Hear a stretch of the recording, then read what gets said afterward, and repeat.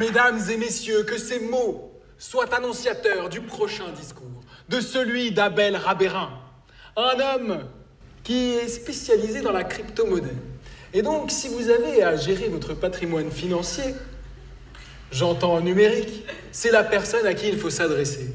Et c'est dans cette optique qu'il est venu nous voir, afin de gagner en aisance, afin de gagner en assurance, pour qu'il puisse vous guider vers un avenir meilleur. Mais pour l'heure, il est question d'autre chose. Bienvenue.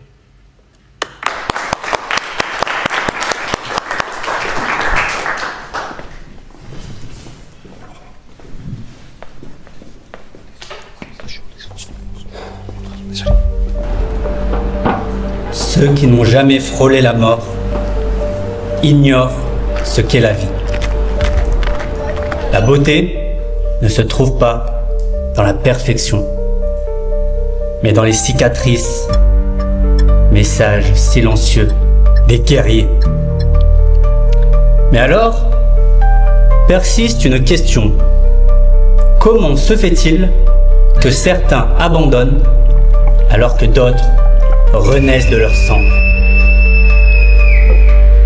Et voilà que la compassion, comme la lumière, s'infiltre sous la porte d'une chambre d'hôpital pour amener juste ce qu'il faut de chaleur à ceux qui semblaient condamnés au froid.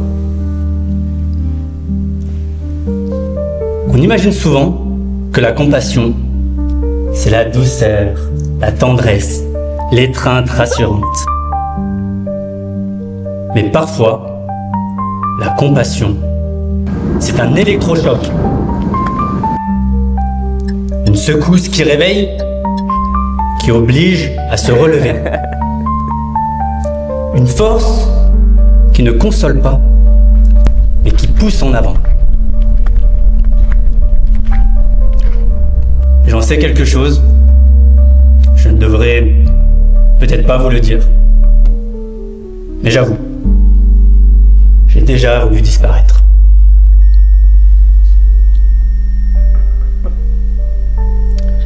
Et c'est étrange, voyez-vous.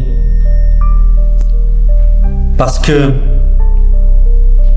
c'est exactement cette forme de compassion qui m'a sauvé. La forme de compassion que certains aiment à appeler toxique ou sévère, à l'image du docteur Jordan Peterson. Docteur Jordan Peterson nous offre une forme de compassion qui vous dit « Lève-toi et marche, car la vie ne te doit rien, mais tu lui dois tout. »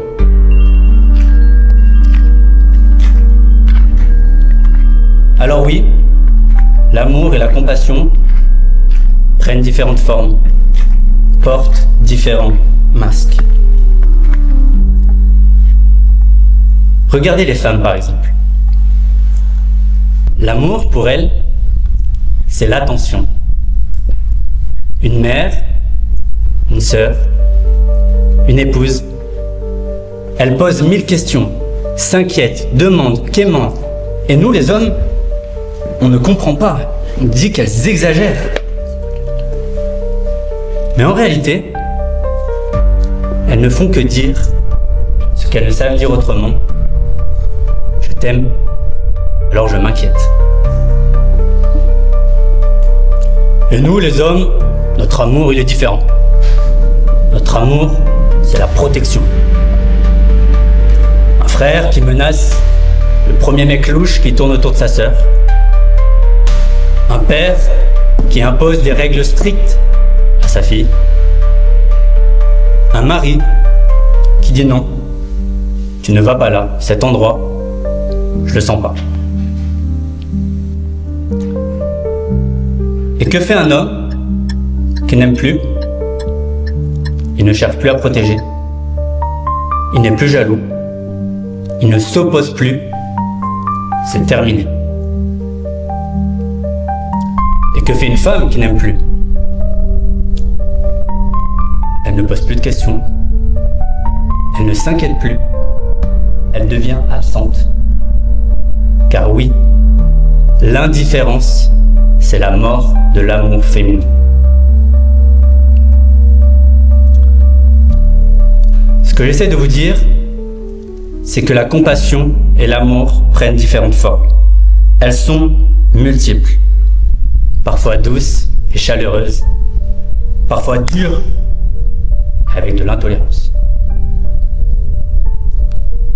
Mais toujours avec une intention de relever avec gentillesse. Swami Vivekananda disait: la gentillesse et l'amour peuvent vous offrir le monde entier. Les conférences, les livres et la philosophie sont inférieurs à cela. Alors en somme, la compassion, c'est de ne pas se taire. Voilà le secret. Oser s'exprimer, oser parler, libérer le chakra de la gorge, oser chanter, oser crier si nécessaire. Alors mes amis, s'il vous plaît, soyez vrais, soyez forts, soyez authentiques et parlez. Parlez, non pour briller, mais pour aimer. L'un parle pour les applaudissements, alors que l'autre parle pour tendre la main. Et quand ce sera votre tour, parlez, même si votre voix vacille, même si votre voix tremble, car la compassion passera comme une lumière sous la porte d'une chambre d'hôpital, apportant juste assez de chaleur à ceux qui semblaient condamnés au froid. De la tristesse à l'amour. Bravo, bravo. Merci infiniment Abel. Merci.